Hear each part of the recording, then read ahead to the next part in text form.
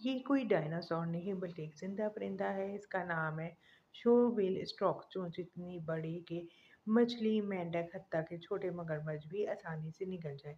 ये परिंदा घंटों एक ही जगह खामोश खड़ा रहता है, जैसे वक्त थम गया, और जब शिकार करीब आए तो एक लम्हे में बिल्ली की तरह झपटता है। इसकी आंखों की नजरें इतनी तेज होती हैं कि पानी के अंदर की मामूली हरकत भी महसूस कर लेता है। साइंसदान कहते हैं कि ये परिंदा करोड़ों साल पुरानी नस्ल का निशान है, यानी डायनासोर का दौर आज भी जिंदा है। ये है कुदरत का सबसे अनोखा और पुरस्कार परिंदा शोभिल।